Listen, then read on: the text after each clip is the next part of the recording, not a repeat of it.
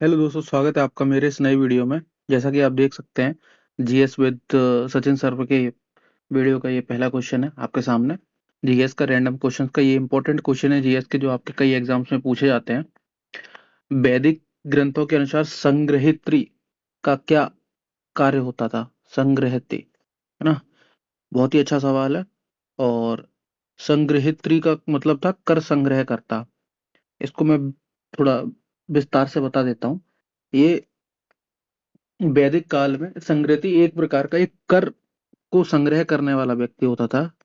कर को संग्रहित करने वाला व्यक्ति, है ना? और ये किसके साथ जुड़ा होता था? ये राजा के साथ जुड़ा रहता था। और इसका काम था कर को कलेक्ट करना। बेसिकली इतना सा सवाल था। और ये वैदिक काल की बात की गई है ना?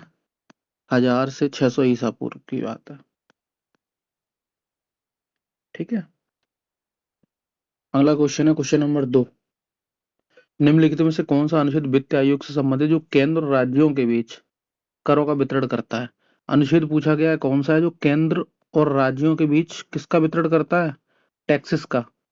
टैक्सेस को क्या करता है? डिस्ट्रीब्यूट करता है। अनुच्छेद 280। ये काफी अच्छा सवाल है, ये आपको पता होना चाहिए। अगला सवाल है, क्वेश्चन नंबर 3। गान नगाई त्योहार किस राज्य से संबंधित है? गान नगाई, ये मैं बता दूं, गान का मतलब होता है सर्दी, सर्दियों का त्योहार। ठीक है। तो ये कहाँ मनाया था? मणिपुर में। जब उनकी फसल कट के तैयार होती है तब ये लोग, वहाँ कुछ कम्युनिटियां हैं जो इस फेस्टिवल को मनाती हैं जोर शोर से, है ना? नेक्स्ट क्वेश्चन है क्वेश्चन नंबर 4। भारत में थियोसॉफिकल सोसाइटी के आंदोलन को किसने लोकप्रिय बनाया? ये मोस्ट इंपॉर्टेंट सवाल है, ये आपको पता होना चाहिए, कई एग्जाम्स में आ चुका है। इसका आंसर है एनी बेसेंट। थियोसॉफिकल सोसाइटी की स्थापना किसने की थी? एनी बेसेंट ने की थी। इससे रिलेटेड कई क्वेश्चन अभी तक पूछे जा चुके हैं, है ना?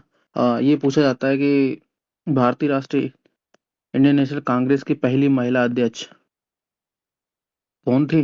पहली महिला अध्यक्ष ये कब बनी थी? 1917 में। उसका भी आंसर क्या होगा? एनी बेसेंट, है ना? और महिला शिक्षा आंदोलन 1904 में शुरू किया था इन्होंने, बाल गंगाधर तिलक के साथ मिलकर। और होम रूल आंदोलन को भी बढ़ावा दिया था 1916 में इन्हीं के द्वारा। नेक्स्ट क्वेश्चन है आपका क्वेश्चन नंबर 5। भारतीय संविधान में कौन सा भाग पाकिस्तान से आए पाकिस्तान से भारत आए कुछ व्यक्तियों को नागरिकता के अधिकार से संबंधित है? तो भाग दो, आपको पता है ये किससे संबंधित है? नागरिकता से संबंधित है। ठीक है, ये तो आपको पता ही होगा, ये नॉर्मल से सवाल है। ठीक है। नेक्स्ट क्वेश्चन है आपका क्वेश्चन नंबर 6। सांसद आदर्श ग्राम योजना का लक्ष्य मार्च 2019 तक आदर्श ग्राम विकसित करना था। कितने थे? 3 थे। मैं आपको बता देता हूँ, जब मोदी जी की गवर्नमेंट बनी थी 2014 में, तो मोदी जी ने ही जो सांसद होते हैं हर डिस्ट्रिक्ट में, उनको गांव अलॉट किए थे कि आप गांव को गोद ले लें एक प्रकार से। तो उन्होंने कितने गांव गोद लेने को बोला था? 3। और बोला था कि 2023 मार्च तक आपको क्या करना है? इन गांवों को एकदम विकसित कर देना है ना? तो इसका आंसर क्या हो जाएगा? 3 गांव। ये क्वेश्चन नंबर है आपका 7 आपके सामने है। एक बार आप इसको पढ़ लीजिए, है ना? क्वेश्चन नंबर 7 है, प्रयाग प्रशस्ति के लेखक हरिसेन निम्नलिखित में किस गुप्त शासकों में से किसके दरबार कवि थे? इसका आंसर क्या हो जाएगा? समुद्रगुप्त। प्रयाग प्रशस्ति का मतलब है, इसका मतलब क्या है? प्रयाग प्रशस्ति ये हस्तलेख था, इसको पहले क्या बोलते थे? इलाहाबाद।